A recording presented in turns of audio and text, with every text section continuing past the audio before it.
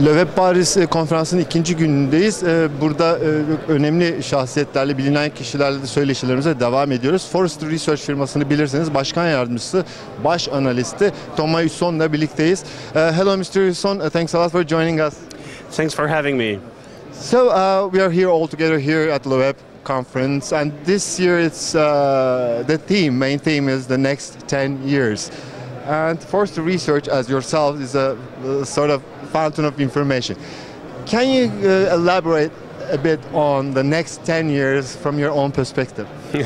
That's a tough one and a challenging question as most people have been asked in the past 2 days. But it's really tough to, I think, predict exactly what's going to happen. What we can look at are a couple of trends that are likely to happen, and in which, to sort of put some context around a lot of the announcements, a lot of the talks here.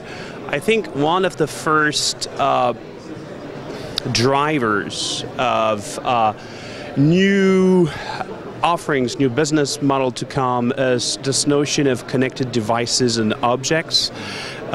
And you may think of, wearables and other kind of connected objects as gadgets, like, the latest Chinese stuff, iWatch and Google Glass and so on. But if you step back a little, 4 years ago, the iPad did not exist. And at that time, it was considered as, a big iPod and a gadget.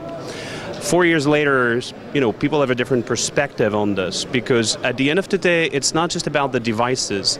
It's about the software and services that are layered on top of the devices that enable anyone, literally anyone, any developer, to create a new and a more differentiated experiences, having access to millions and potentially billions of customers. And this will happen with these new connected cars, connected TVs, connected fridge, thermostats, what have you, because they will be related to a platform, to an ecosystem of services. So that one first trend. A second trend is related to the data associated to these new touch points. And the big challenge is making sense of this data, how you can take actions, make recommendations that are more contextualized and more relevant to individuals, not infringing on privacy. So that's why there are a lot of startups out there that are looking at the privacy issue and how to, I would say, make it happen. And that's where the Forrester Research comes in, right? Yeah, absolutely, because we're sort of, tracking consumer behaviors and attitudes, and we're looking at the evolution, not just of behaviors, but also their expectations. That's what we refer to more specifically to the mobile mind shift. And by the mobile mind shift, we mean this notion that people are expecting any service or information to be delivered anytime, anywhere, in their context of needs. And the challenge to do this is to re-architect, re-engineer your entire company, your IT systems, your CRM systems, so that you can deliver these new and more contextualized experiences.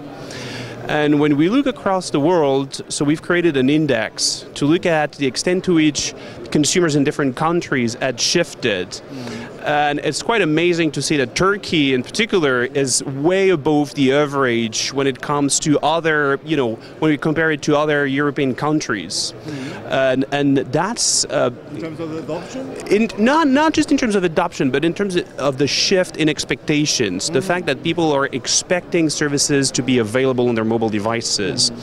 And that might be related to, the fact that there is a higher proportion of the younger population, the fact that there's a lack of web infrastructure in some regions. But clearly, Turkey is ahead of many European countries when it comes to expectations, behaviors related to the mobile space. And that's definitely something for Turkish companies to work on. So do you have any corporate customers who asked from you to prepare research or reports about Turkey or the Middle East? Yeah, absolutely. We do. We do actually work with a number of different companies in Turkey, from across different industries, from banks to retailers to brands and so on. And we work with them not just, I would say, looking at how to make the most of the mobile mind shift, as I just mentioned, but also across, the digital space, social media, and new technologies. And I think the challenge for most companies here and for most startups here as well is to bridge marketing and business technology. Mm-hmm. This is really about, if you want to answer customer needs, if you want to deliver these new experiences that we've heard of from, the likes of, Dropbox and Evernote and Uber and all these players who were present at the LeWeb', you need to have, to revamp your web infrastructure and your IT systems to deliver more personalized experiences. Mostly disruptive technologies they are. So what do you think, I'm speaking of disruptive technologies, the most disruptive news, I should say, that we've been hearing about is the latest payment methods. What do you think about those? As far as the research. Right. Well, we do believe, indeed, disruption entered the payment space and that's particularly true because of mobile. Because mobile is bridging offline and online worlds. This is the glue that is, that is basically bringing the internet to stores. And so in that sense, it opens up new opportunities, creating new wallets, adding value before and after the transactions, and that's why there is this mobile wallet war between banks, card networks, internet players that are no longer pure play internet players like PayPal, a bunch of startups, and retailers as well. It's all about the data about the customer behaviors. So do you advise us to trust more in banks and mobile operators than Bitcoin? Yes. I think at the end of the day, Bitcoin is a really interesting approach. It's a part of a digitization of a currency, but at the end of the day, I think it's how you're going to bridge, purchasing behaviors with online tools, making it a more seamless experience. And so, yeah, there is a more serious threat with other players.